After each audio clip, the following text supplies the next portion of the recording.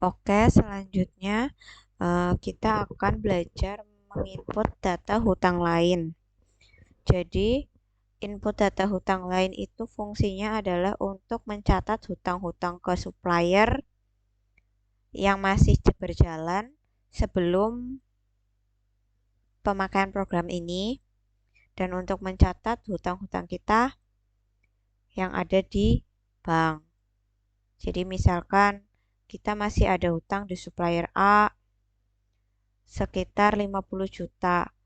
Itu utangnya sebelum kita mulai menggunakan program ini. Berarti kan hutang yang dulu gitu ya. Kita catatnya di data hutang lain. Caranya kita ke keuangan, ke hutang lain, tambah data hutang lain. Nah, ini kelompok hutangnya hutang usaha, penanggung jawab hutangnya owner, pemberi hutang. Pemberi hutangnya ini kan belum ada, jadi kita klik tambah di sini. Misalkan kita masih ada hutang ke supplier A. Lalu kita klik simpan, kita tutup. Nah, di sini kita inputnya di nominal sudah ada. Kenapa kita input di nominal sudah ada? Karena kan utang ini sudah ada dan tidak mengganggu nominal-nominal uang yang ada sekarang. Nah, caranya kita input di nominal sudah ada ini misal 50 juta. Nah, setelah itu kita klik simpan. Misalkan kalau hutang banknya itu sesudah pemakaian program atau sebelum pemakaian program. Saya kasih dua contoh. Kalau misalkan hutang usaha, penanggung jawab hutang owner. Pemberi hutang misalkan kita ketik BCA. Ini terjadi sebelum pencatatan sebelum penggunaan program ini ya. Jadi hutang yang masih ada, misalkan hutang banknya 100 juta. Nah, lalu kita simpan. Nah, ternyata setelah kita input program dokter accounting ini, kita ternyata ada kekurangan dana dan harus pinjam lagi ke bank.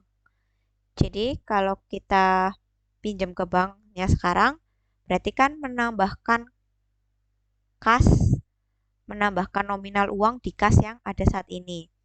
Jadi, cara inputnya, kelompok hutangnya hutang usaha, penanggung jawabnya owner, pemberi hutangnya, misalkan kita utang lagi ke BCA. Nah, ini kas tujuan. Kas tujuan itu cairnya kemana? Misalkan karena kita pinjamnya ke BCA, otomatis cairnya ke BCA ya. Nah, di sini kita masukin nominalnya. Misalkan kita pinjam lagi nominalnya 50 juta lagi. Nah, setelah itu kita simpan. Tuh, ini untuk menginput data hutang lain. Lalu misalkan kita sekarang menginput piutang piutang lain. Piutang lain itu fungsinya untuk mencatat hutang-hutang yang dalam bentuk uang. Misalkan ada karyawan kasbon. Terus pada saat sebelum pakai program ini masih ada pelanggan yang masih ada tanggungan ke kita dan belum bayar. Itu kita catatnya di piutang lain. Caranya kita ke keuangan, piutang lain, lalu ke tambah data piutang lain. Kalau misalkan ini yang sudah berjalan sebelum pemakaian program ini, caranya sama seperti pencatatan hutang lain tadi. Kelompok piutangnya piutang usaha, penanggung jawab owner, penerima piutang. Di sini belum ada penerima piutangnya. Nah, kita klik tambah misalkan karyawan A. Karyawan A, dia masih ada hutang 1 juta.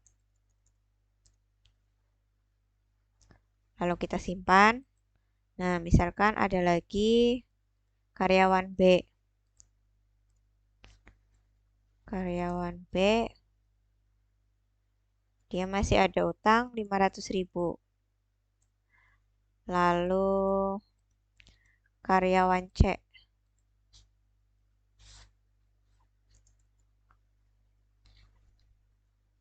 dia masih ada utang 100.000. Nah, kita simpan. Lalu untuk pencatatan kayak piutang pelanggan yang sudah terjadi sebelum penggunaan program ini ya. Jadi kita inputnya kelompok piutangnya sama seperti tadi. Kita tambahkan dulu customer A. Terus customer B. Customer C.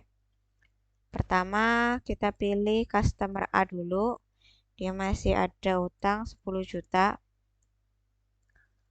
Lalu kita input lagi customer B masih ada utang 5 juta ke kita. Lalu customer C masih ada hutang ke kita 1 juta.